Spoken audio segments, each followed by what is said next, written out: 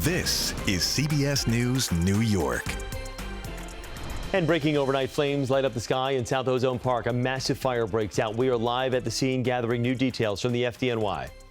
ICE, the FBI, and ATF agents target counterfeit goods and detain street vendors. Why the operation is sparking outrage and protests, and how the city is responding. The White House remains cautiously optimistic as Vice President Vance meets with Israeli leaders. We've got the latest as violence flares up again in the West Bank.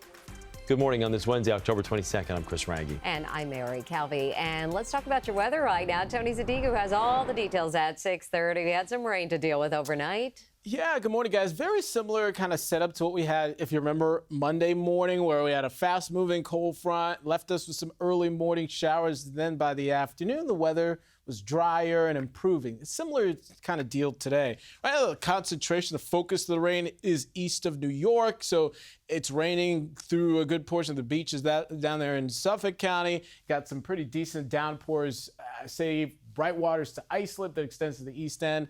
And that's your morning. A couple of lingering showers back out to the west, but the rain's certainly not here to stay. Let me show you on the floor how fast this action exits. I mean, the system pushes to the east, and overall, it leads to a brighter sky by afternoon with temperatures responding. Not quite as warm as yesterday, but still nice to be outside in the mid-60s, about where it should be for this time of the year. That's the local situation, improving weather here. Meanwhile, we've got this big problem in the Caribbean. Tropical Storm Melissa is expected to ramp up, likely becomes a hurricane by the weekend. And the issue with this is it's going to remain parked in the region. We already have hurricane and tropical storm watches for Jamaica and Haiti.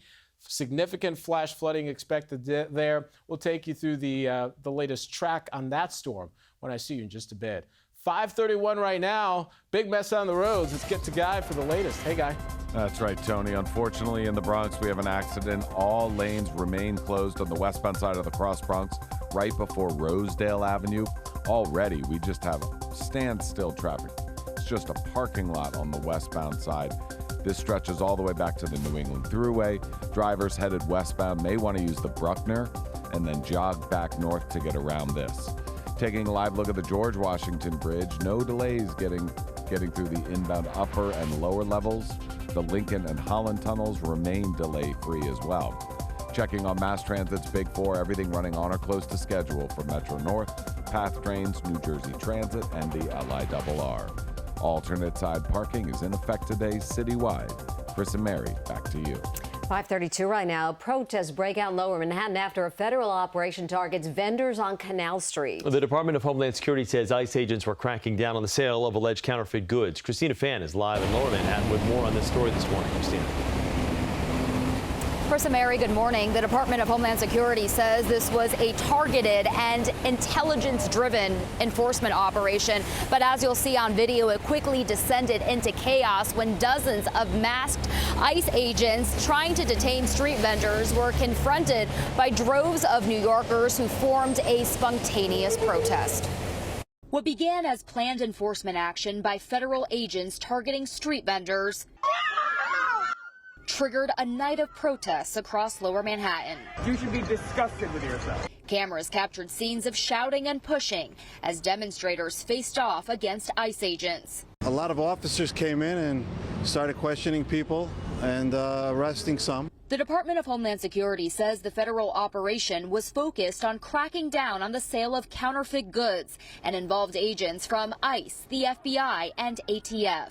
It's unclear how many vendors were detained, but according to witnesses, they were plucked from multiple locations along Canal Street, including Lafayette, Broadway, and Church Street, attracting the attention of New Yorkers who formed a crowd in protest. In a startling move, military-style trucks used by Homeland Security investigations were also brought in.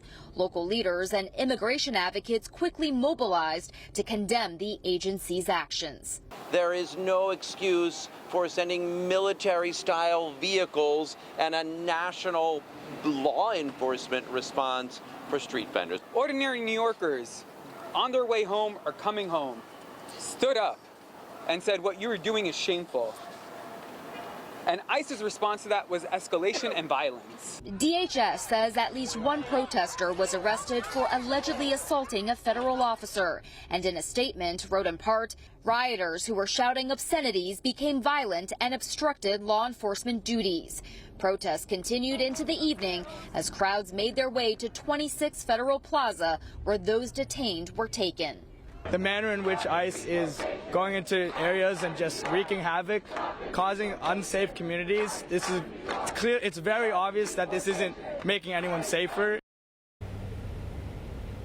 Meanwhile, the city was quick to distance itself from this federal operation. The NYPD says it was not involved in any way, while a spokesperson for Mayor Adams criticized this federal enforcement crackdown, saying that law enforcement resources should be used and focused instead on violent criminals. Reporting live from Lower Manhattan, Christina Fan, CBS News, New York.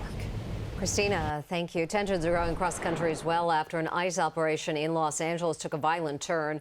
Federal officers shot a man in the elbow yesterday after they say he rammed his car into their vehicle while trying to evade arrest. Carlitos Ricardo Parias, who officials say is an illegal immigrant, is due in court today, charged with assault on a federal officer. Authorities say a deputy U.S. Marshal who was assisting with the arrest was hit in the hand by a ricochet bullet and is expected to be okay. And now to that breaking news we were telling you about, an early morning fire in South Ozone Park, Queens. The raging fire on Lincoln Street sent smoke and flames high into the air. Aziza Schuler is live in South Ozone Park with what we know so far. Aziza. Well, Chris and Mary, just by looking at the aftermath of this fire, it's stunning to learn that all three of the people who were asleep in this house when their home went up in flames made it out safely. Now, I've been able to gather that there is a family living right next door to each other. There's one family, one lives in this home, the other lives in this home to the right. Now, a gentleman who lives here says that he heard people outside in the middle of the night lighting fireworks around midnight, and he says he called the police to report the incident because the fireworks were shooting into their backyards. Now, around 2 a.m., he said he could smell smoke coming from the home next door where his mother-in-law, father, and younger sister lives. By the time he ran over there to rescue them, he says all three of them had already gotten out from the back of the house where their bedrooms are. Now, in this video, you can see the flames were so bright, it woke up much of the neighborhood. What looks like the back of the house is engulfed in flames. Thick, heavy smoke was thrusting into the sky.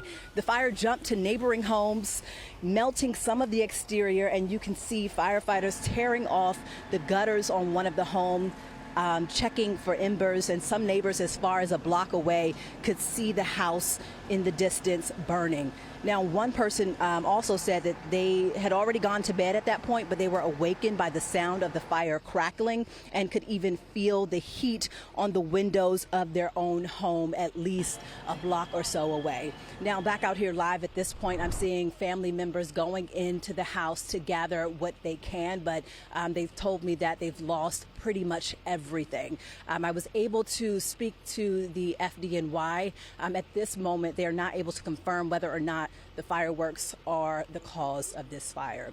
Well, that's the latest here live in South Ozone Park. Aziza Schuler, CBS News, New York. Aziza, thank you. A final goodbye today for a 28-year-old man killed in a hit-and-run crash along the Belt Parkway in Brooklyn. Police say Basim Muinovich was riding his motorcycle Sunday night when a white Mercedes-Benz collided with his motorcycle in Sheepshead Bay. We're freezing the video before impact. The driver of that car ran off. Muminovich's heartbroken older brother says his brother was engaged to be married. We were supposed to make wedding plans, but unfortunately today we're making other plans. A 22-year-old passenger of the Mercedes was also killed. Police say the car had been reported stolen in New Jersey on the same day of the crash. The search continues for the driver. The family tells us Muminovich will be laid to rest at Washington Memorial Park on Long Island. 5:38, and today is day 3 in the trial of Daniel Hyde and the man accused of driving drunk in a deadly crash on the Lower East Side. Police body cam of the scene at Corlears Hook Park, July 4th, 2024. 4 people were killed, 7 injured.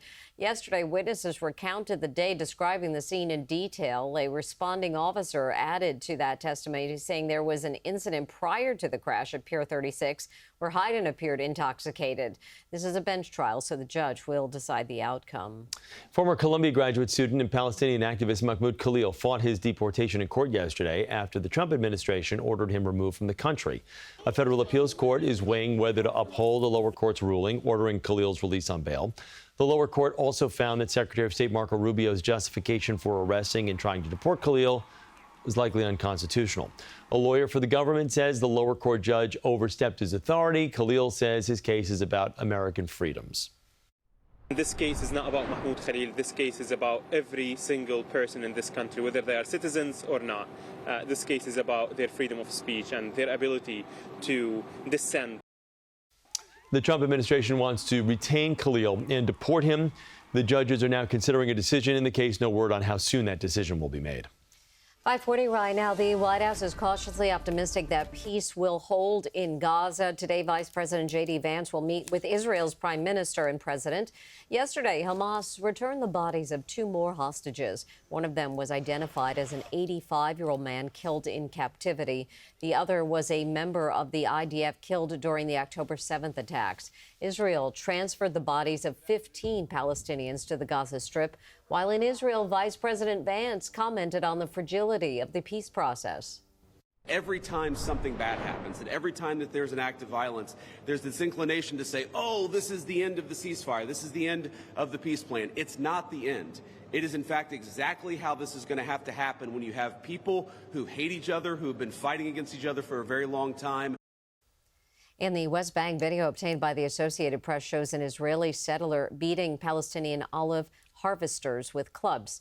Palestinian health officials say the attack sent 1 woman to the hospital with serious injuries. A possible upcoming summit between President Trump and Russian President Vladimir Putin appears to be no longer in the works.